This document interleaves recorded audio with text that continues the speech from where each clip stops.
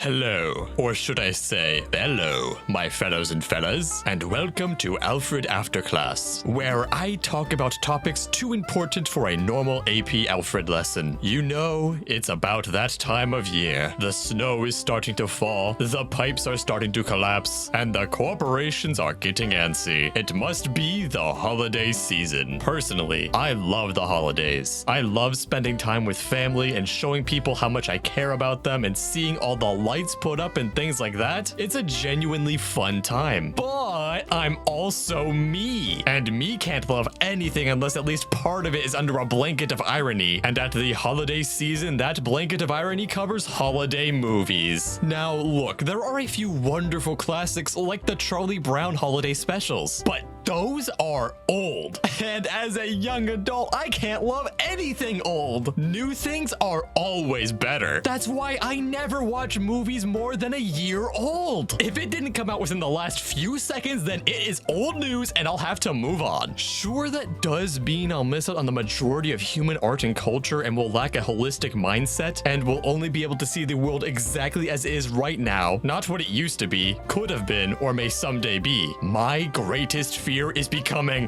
irrelevant. But thank whatever deity the kids are worshiping today. Corporations love to pump out an absolute flood of new Christmas movies every year. They make literally hundreds of these things every year, and I'm sure one of them will definitely become a classic someday, right? Well, since I am on my modernist escapades, I'll need to find a new holiday classic made for cool kids such as myself. Something that could potentially replace the iconicness of the Charlie Brown Christmas specials. Oh look, the Minions holiday special. You see, the Minions are great because they appeal to both the elderly and babies. So I'll be able to be relatable to both age group extremes and I will never become irrelevant. There is no time to waste. Let's look into this Minions holiday special. So we start out with Minions singing Christmas carols.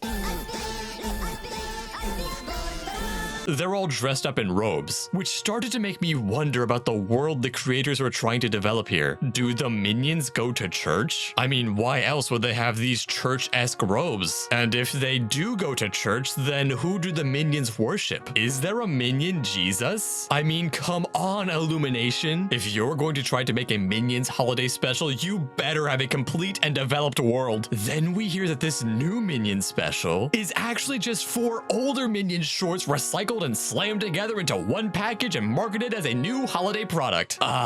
Nothing quite speaks to the Illumination corporate structure quite like that. The first Minions mini-movie begins with the Minions getting hypothermia. At first, I was filled with glee. I mean, what better way to spread holiday cheer than to finally kill off the Minions? But no, Illumination can never give us the true desires of our heart. And so these hypothermic Minions find Santa's workshop and enter in. Of course, this isn't your grandma's Santa workshop. This is a funny Santa's workshop. So the elves are out here to working. Wonderful. Also, when I first watched this special, I kept the captions on, and I am so glad I did. I mean, how else would I know the canon spelling of Tutti Bueno? In order to continue the funnies, the Minions mess things up and have to go clean up doo-doo. Is doo-doo humor like the bat phone for modern comedy? When you don't know what to do, when it seems impossible to land a punchline, you call him. The elves get pretty mad at the Minions, and so one elf tells them that they'll never get to be elves, which is pretty racist, dude. Like what? Just because they don't look like you, they don't get to work as elves? Does Santa have an anti-discrimination policy, or is he just cool with racism? I mean, taking a glance around his workshop, he definitely seems cool with it. Does Santa's workshop have an HR department the Minions could report this to? Maybe this is why Santa set up his workshop in the North Pole, so he could discriminate in his hiring practices all he wants. The Minions continue to cause havoc and they rip this elf's shirt off to reveal that he has an I Heart Santa shirt. Of course this guy would be a Santa simp. Also, that just feels especially weird given the circumstances. I mean, could you imagine workers in the Amazon warehouses having an I Heart Jeff Bezos shirt? You know, the more I think about this, the more I'm starting to realize how this mini film here is a critique of modern discrimination and workplace culture as a whole. Maybe this film really is a worthy replacement. But then with this short film over, it's time for a short interlude where the minions perform electroshock therapy. What, do the minions hate the gays too? Of course they would. Before we cut to commercial break, there's a quick ad for Minions 2: The Rise of Gru. Definitely going to be an Oscar contender next year. You'll want to keep your eye on it. After the commercial break, there's this welcome back screen in which the video replays itself. Like, look, they just replayed the same video over and over. What kind of production value is this? Come on, people, this is the Minions holiday special. We have standards around here. So this second short begins with all the kids wanting ice cream, but the youngest kid falls down and skins her hand. Now, when I first saw this, I instantly knew what this story was going to be about. It was going to be about the collapse of the modern family, how the corporate rat race and the American dream of success force you to abandon your family and those in need. I was really interested to see where this story was going to head. Was it going to become a Joker-esque critique of modern America, where we'll watch Agnes fall into a deep depression and lash out against the system as her last resort? Well, no. The story instead follows Agnes doing a Rocky training montage. I'm not even joking, they play a Minions rendition of the Rocky theme in the background.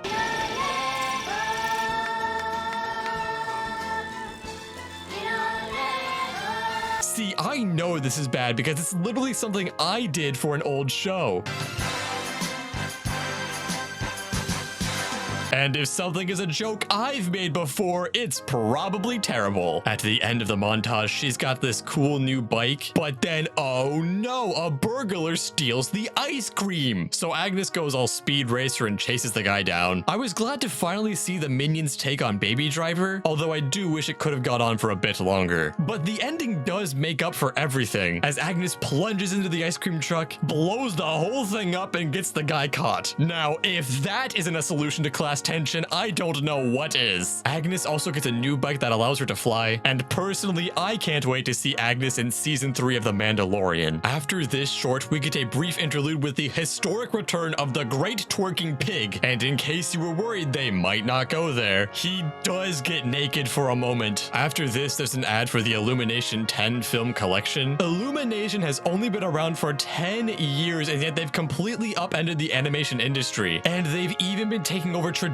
animation studios like DreamWorks. That's impressive and horrifying. After the commercials, we cut back to VR minion porn. Was not expecting that, but now it is time for the next movie, where a minion greatly desires for the ownership of some life form. After all, what is the point of life without imperialism? Before the minion can overtake the animal kingdom, though, a UFO comes along. Of course, as anyone would do when aliens come, the minions have a rave with the alien. The minions then start to bring offerings to their new god, which is the next step in NASA's official, oh crap, what if aliens actually come here, plan. The minion and his new alien friend look out at all the constellations in the sky, and the alien makes sure to point out all the butt-shaped constellations in the sky. Now, as an astronomer myself, I can say that this is quite the interesting discovery, and I will have to bring it up with the head of our department next time I get the chance. I mean, who needs all of these constellations with immense historic value? As I have stated, I only care about the new. And if minions say that all the constellations in the sky are butts, then I have no choice but to concur. The alien also uses these stars to show that he wants to go home. And the alien claims his home is some bright star. And once again, as an astronomer, I am dumbfounded. How have we all missed that bright star in the sky that is actually the home of the aliens? The Minions holiday special really is forcing astronomers to rethink the way we view the night sky. Since the alien can't go home though, he begins to feel depressed. And this starts to raise a lot of questions for our society. I mean, we can barely keep up with human depression. How are we going to be prepared for alien depression when that inevitably becomes a problem our society must deal with? The Minions solve this by just, you know, advancing communications technology a couple hundred years and contacting the aliens' family and telling them to come come back to Earth to pick up their lost friend. The aliens show up, and there is just the most heartfelt goodbye ever. But before the alien leaves, he makes a ladybug dog-sized for the minion, so he can finally fulfill his instinctual desires to own a pet. The thing is though, a ladybug isn't exactly the best replacement for a dog. Ladybugs only live about 1 year, and how the heck is this minion going to take care of a ladybug? According to National Geographic, most ladybugs eat lots of aphids and other small insects. How the heck is this minion going to get enough of those tiny things to sustain this ladybug? The real tragedy of this minion movie that takes place weeks after the credits roll is the ladybug dies within a few weeks because the minions have no way of keeping it alive. After this short, there's another interlude where they say, "Only a Grinch wouldn't want to see more minions." I have never felt so attacked in my life. Finally, we have reached the grand conclusion of the Minions Holiday Special, which begins with what the subtitles describe as serious gibberish. The final short is Minion Scouts. Personally, I was more so hoping that this would become a minion version of Moonrise Kingdom, but unfortunately it's just the minions hanging around, failing at being Minion Scouts. There is a sequence where the minions find these berries and get high off of them, and then roll around in the mud naked. It isn't the holidays without LSD. Towards the end though, they launch a nuke that breaks open the dam and floods the place. Wait a minute, this is Minions Moonrise Kingdom! Minion Rise Kingdom! Oh, and also there's this scene where the minions return home trying to be all